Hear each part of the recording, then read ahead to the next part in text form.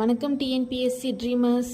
இன்றைக்கி நாம் பார்க்கக்கூடிய பொது தமிழ் ப்ரீவியஸ் இயர் கொஷின் என்னென்னா, பெயர் சொல்லின் வகையறிதல். மரம், மரம்ன்ற பெயர் சொல். மரம்ன்றது ஒரு பெயர் சொல், உங்களுக்கு தெரியும். பெயர் சொல், வினைச்சொல், இடைச்சொல், உரிச்சொல், இந்த 4 சொல் இருக்குன்ட்டு உங்களுக்கு தெரியும். மரம்ன்றது ஒரு பெயர் சொல்ன்றது தெரியும், ஏன்னா அது ஒரு பொருளை குறிக்குது.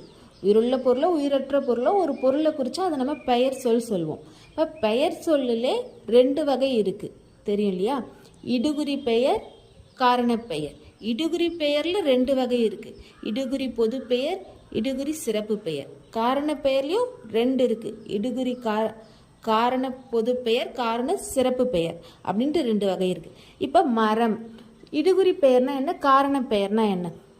நம்ம முன்னோர்கள் ஒரு பொருளை காரணம் கருதி வச்சாங்கன்னா அதை காரண பெயர் சொல்லுவோம். ஒரு காரணம், இப்போ நாற்காலி சொல்கிறாங்க. ஏன் சொல்கிறாங்க? அதுக்கு 4 கால் இருக்கிறதுனால அதை நாற்காலி சொல்கிறாங்க. அதே போல் இப்போ ஒரு சில வளையல், அது வளையமாக இருக்கிறதுனால வளையல். ஸோ இது ஒரு காரணம் கருதி வைக்கிறதுனால அதுக்கு பேர் காரண பெயர் அப்படின்னு சொல்கிறோம். இடுகுறி பெயர்னா காரணமே இல்லாமல் சில பெயர் வச்சுருப்பாங்க. இப்போ மண்ணுன்னு பெயர் வச்சுருப்பாங்க. அது ஏன் மண்ணுன்னு பெயர் வச்சுருந்தாங்கன்றதுக்கான காரணம் இல்லை. அது மாதிரி தான் மரம், மரம்ன்றதுக்கு காரணம் இருக்க மாதிரி இருக்கா என்ன? இல்லை இல்லையா? அதனால் மரம்ன்றது இடுகுறி பெயர். இடுகுறி பெயர்லேயே 2 இருக்குது சொன்னோம் இல்லையா? இப்போ மரம் அப்படின்றது ஒரு பொதுவாக எல்லா மரத்தையும் சொல்லுது. அதே இப்போ பனை மரம் அப்படின்னு நம்ம சொல்லும் பொழுது பார்த்தோன்னா அது மரங்களில் ஒரு ஸ்பெஷலாக ஒரு மரத்தை மட்டும் சொல்கிறோம்.